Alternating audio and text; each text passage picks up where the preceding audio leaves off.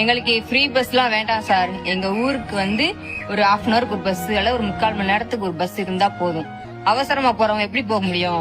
உள்ளேயே 2 கிலோமீட்டர் நடந்து வந்து தான் பஸ் ஏறுறோம். சும்மா வந்து ஏறல. இப்ப நான் ஒரு ஃபங்க்ஷன் வீட்டுக்கு போனா கிளம்பி பஸ் வெயிட் பண்றோம். அதே ஒரு ஹாஸ்பிட்டல் அந்த மாதிரி போகணுங்கிறவங்க எப்படி போவாங்க? அதுவும் ஒவ்வொரு பஸ் நிக்க மாட்டுது. சார் தயவு செஞ்சு பஸ் விடுங்க சார்.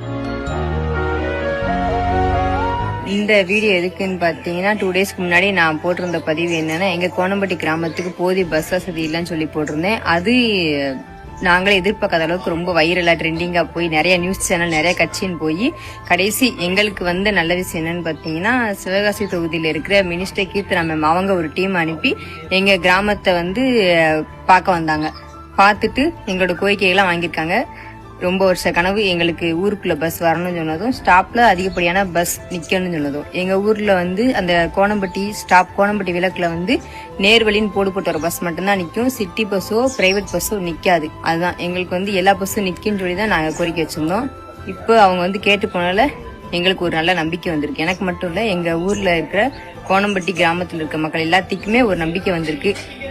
எங்களோட கோரிக்கை சீக்கிரம் நிறைவேற்றப்படும் சொல்லி. தேங்க்யூ.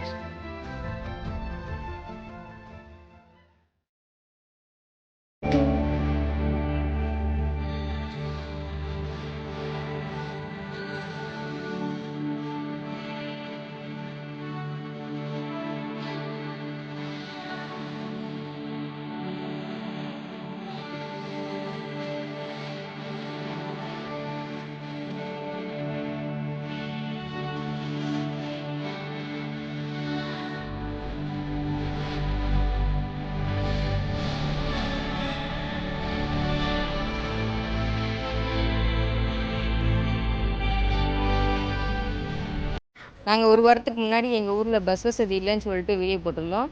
அது கீர்த்தனா மேம் அவங்க வரைக்கும் போயிட்டு இப்போ பஸ் விட்டாங்க. நேற்றுலேருந்து பஸ் வந்திருக்கு. இன்றைக்கும் வந்துட்டு போயிருக்கு. மினிஸ்டர் கீர்த்தனா மேம்கிட்ட நாங்கள் வச்ச கோரிக்கையை அவங்க அக்செப்ட் பண்ணிக்கிட்டு இன்றைக்கி பார்த்திங்கன்னா ஊருக்குள்ள பஸ் வந்துச்சு. ஸ்டாப்பில் அதிகப்படியான பஸ் நிப்பாட்டுறதுக்கு ஏற்பாடு பண்ணி கொடுத்துருக்காங்க. ரொம்ப தேங்க்யூ மேம்.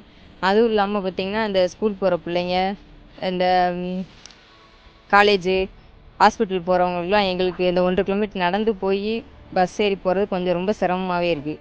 அது இந்த பஸ்ஸு ஊருக்குள்ள வர்றது எங்களுக்கு நல்லா யூஸ்ஃபுல்லாக இருக்கும்.